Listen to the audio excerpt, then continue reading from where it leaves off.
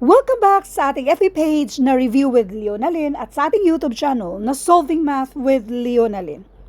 Ngayon, dito naman tayo sa age problem, mga age problems. Let's read number 1. The ratio of the ages of Jessa and Beth is 4:5.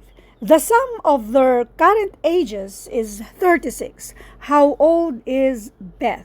By the way, kung first time yung napanood ito sa ating FB page na Review with Leonalyn, ugaliin ding bisitahin ang ating YouTube channel na Solving Math with Leonalyn kasi nandoon yung mga kompletong mga videos natin. Unahin natin yung shortcut kasi sa actual na exam, oras ang kalaban nyo.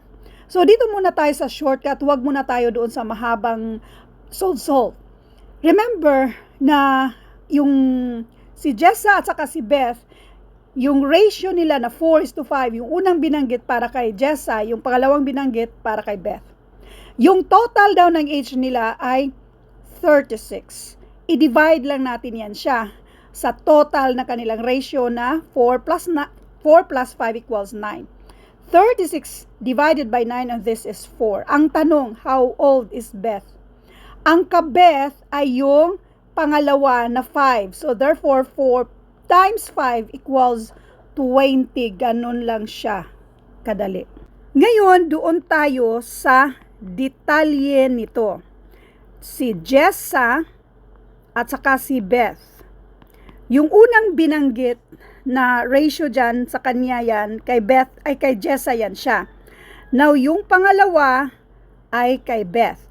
Let n para sa common number na i-multiply natin dito sa ating ratio. Now, kung i-add daw itong dalawa, 4n plus 5n, this is 9n, ang total daw nito or ang katumbas dito sa 9n ay 36. Para ma-solve natin yung value ni n, since itong si 9 ay pang-multiply sa n, pang-divide na yan sa kabila. In other words, mag-divide tayo ng 9 to both sides para makancel yan siya. Now, n equals 36 divided by 9 and this is 4. Yung tanong, how old is Beth? Ito yung edad ni Beth.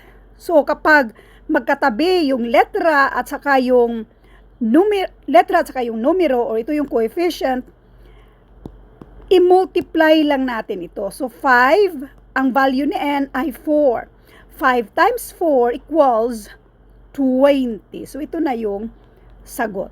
Next, number 2. So, bali, ito yung abangan nyo sa next na video. A father is currently 4 times as old as his son. In 6 years, the father will be 3 times as old as his son will be then. What is the father's current age? Yan yung abangan nyo sa next na video na pwede nyong itry sagutan. Thank you and God bless.